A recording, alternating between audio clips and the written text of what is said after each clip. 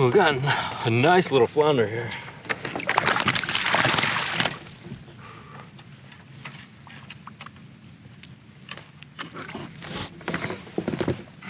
Yeah, this is a good one.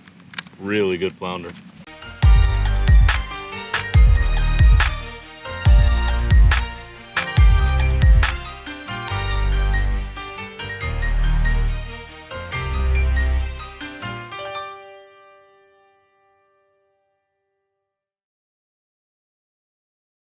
What's going on, guys? Welcome back to yet another video. If you're new here, my name is Mike Ashworth, and today we're talking about flounder. So I am excited. This is my favorite time of the year to be fishing. It's late October right now, which means that the weather is cooling down. So we're not going to be dying out there of heat stroke on the water. It also means that the bull red run is here. The flounder run is here. It is in effect. This is my favorite time of the year to be fishing, and I am excited. But today we're talking about flounder. You ready?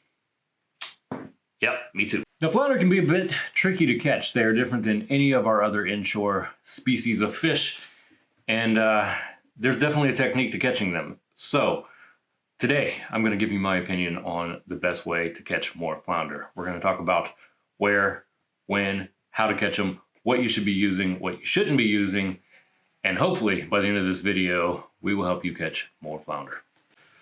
So flounder, they are a flat fish. They are an ambush fish. They lay on the bottom of the ocean floor and they wait on bait to come by and they ambush their bait. You know, they're kind of lazy, actually. They just lay there and they wait. Now, they do move around quite a bit, especially in tidal movements, but for the most part, they lay on the bottom of the floor and wait and wait and wait until that fish comes by and they ambush their prey. And because of that, there are some very, very unique things that you can do to catch them. So when is the best time to catch flounder? Well, right now. It is late October. We are coming into those fall months and the flounder run is here. Flounder are moving from offshore, which means inshore we now have bigger flounder. We have more of them. This is the time of the year that you're going to see guys pulling out 25-inch plus flounder pretty regularly. But to be more specific on when to catch flounder, the easiest way is during tidal movements. You will notice that flounder are affected by the tide much more than most fish are. They absolutely bite on those tidal movements, they move on those tidal movements, and that is when you want to catch fish. I went out just a few days ago. There was 4 of us. We went out into the ship channel and we were waiting on the tide to change, and we didn't catch anything. But the moment that tide changed, we probably caught 25 flounder within an hour and a half, and then that bite shut off. And that's the way you're going to see flounder react. So your best times right now in the fall, during those tidal movements, that's when you're going to catch your flounder. Where do you catch flounder? Well, flounder love structure. If there's one thing that you take away from this video, that is the point that you need to remember. Flounder love structure. That's why everybody goes into the ship channel, because you are literally surrounded by structure everywhere. You're going to find them up against the bulkheads and the man-made structures and the rock piles, and that's where flounder are going to be. That is the easiest way to find flounder, is to find structure. If you can find structure, especially during these months, you're going to find flounder. Now, another great place to find flounder is in the marshes, in that shallow water. You will catch a ton, especially if you're rolling through there with a kayak. I catch them on accident all the time when I'm fishing for redfish. They're there. Flounder will definitely get into those shallow water areas, and all through the marshes, you will pick up flounder. It is guaranteed. In fact, I love to go out and fish for redfish because I can almost guarantee that I'm also going to get a limit of flounder while I'm out there. Now, another good place to find flounder is if you can find a flat shelf that has some kind of drop off, some kind of bank. Those shelves, flounder will sit right on the edge of that bank where there are drop-offs and there are guts, and they will wait. They will wait for those bait fish that are coming out of that deeper water, and they will ambush them as they come over the shelf. That's a great place to look. I have a fish finder. It makes it a little bit easier for me. Now, there are a lot of apps that you can use to help find those shelves and those guts and those deep pockets that flounder are going to be lined up against the edge. Navionics is one of them that I use quite often when I'm planning a trip and I'm targeting flounder. So how do you catch flounder? Well, There are a ton of different ways that you can fish for flounder. Some people go flounder gigging. I'm going to specifically talk about how to catch them from a rod and reel today, but you can use live bait, you can use artificial, you can use different rigs, different setups, and as long as you keep the basics the same, you're gonna hook up on flounder. So we're gonna go into that. Now, if you're using live bait like live shrimp, finger mullet, those are great options, especially if you can get live finger mullet. Flounder love that. It is a great way to catch fish. In fact, even when I'm using artificial, sometimes I will put a finger mullet on the jig head along with my artificial, and it just helps me catch those bigger flounder rather than those smaller ones. Now, one of the most important things to remember when you're trying to catch flounder is that they do sit on the bottom. So regardless of what you use, you want your lure, you want your bait to be on the bottom of the water for as long as possible, and you kind of want to just bounce it around so that they can find it, right? There's a lot of different rigs and setups that you can use, and we're going to go into that in just a minute. But you don't want to be using anything that floats, no top waters, anything like that. In fact, when I'm fishing for flounder, I generally use heavier jig heads so that they sink quicker, they stay on the bottom longer when I'm reeling them in. Now, we're specifically going to talk about using artificial to catch flounder because that's what I do most of, and that's, in my opinion, one of the best ways to catch flounder is using artificial, so that's what we're going to go into today. Now, there's a few different rigs and a few different setups that you can use to catch flounder. I'm going to really go into the two most common, and that is the single rig. Now, this is the single rig. This is basically just a jig head with an artificial lure. This is the Down South Texas Roach. I actually just used this the other day while catching flounder, so definitely works.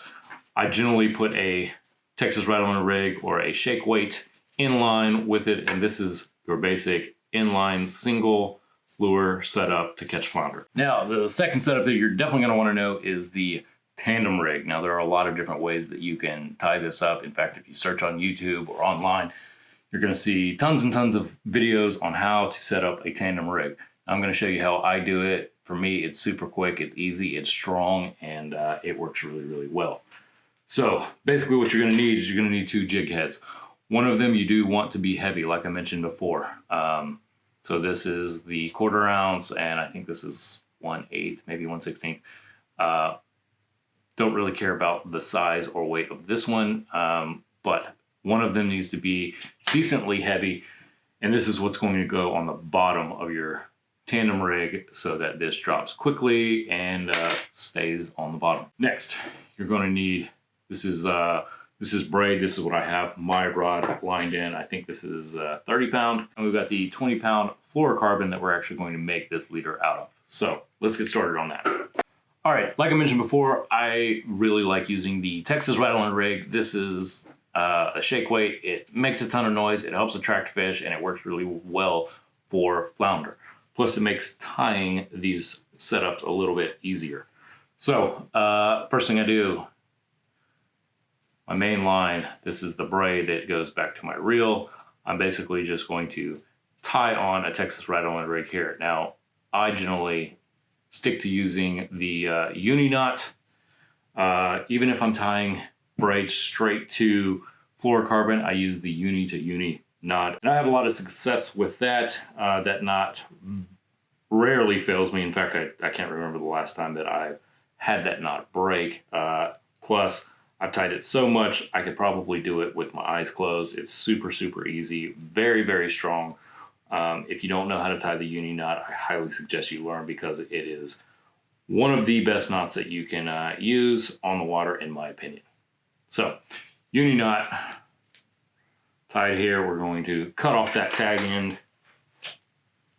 Now I'm just using my pocket knife today because I don't need it to be pretty right now. So, uni knot tied to this. Second, you've got your fluorocarbon line. I generally take out like arm's length to my shoulder. That's about all you really need. I run this line through here. Now you're going to have a long end and you're going to have a short end. So you kind of want to figure out where those sit. Now, once that's in here, same thing, I'm going to tie a uni knot here to hold everything in place. All right, so we've got the Texas ride on the rig now with the braid tied with the uni knot. We have a uni knot tied here, and we've got a short end and a long end, right?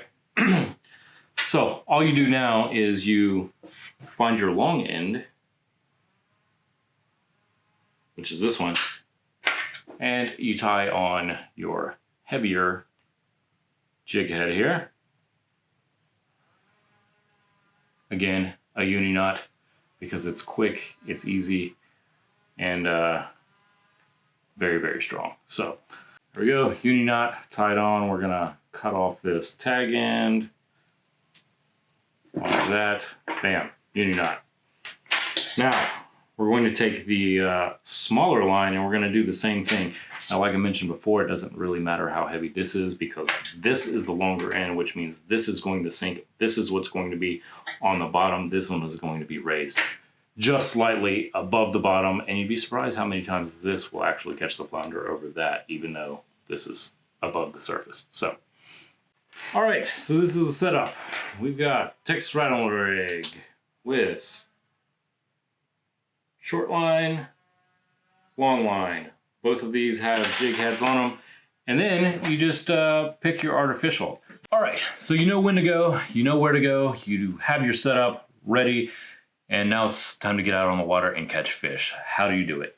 Well, flounder are very, very tricky. They're difficult to catch because they're unlike any other fish. They don't react the same, they don't bite lures the same. It feels different on a fishing rod. So I'm gonna go over what I do. Everyone has their opinion on exactly how to set a hook on a flounder. Flounder have really big mouths, so it's super easy for them to spit a hook. They're known for it. That's probably the hardest part about catching them, is that they can get off really, really easily. So everybody has their opinion on what they do. Some people, the moment they kind of feel that thump, they have a countdown in their head. They'll count to 5 before they set it. I don't really do that.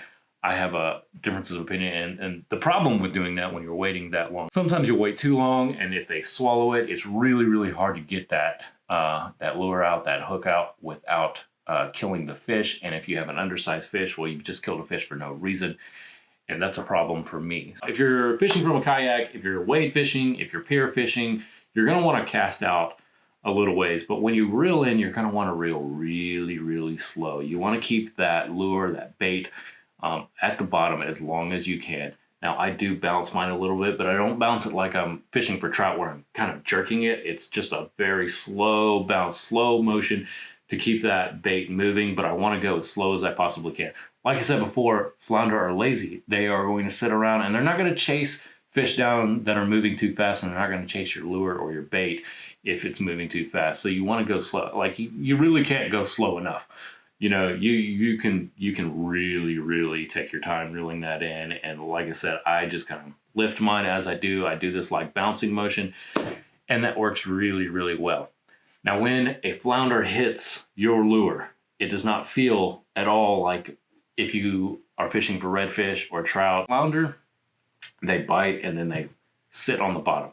And so you just feel this, I mean, they're called thump kings for a reason. They will bite it and sit, and it just kind of feels like resistance, like dead weight, And so what I do is when I'm bouncing it and I feel that weight, that resistance on my rod, I just kind of slowly pull and make sure that I do have a fish on there. Now, you don't want to jerk it at that point because they can spit it out.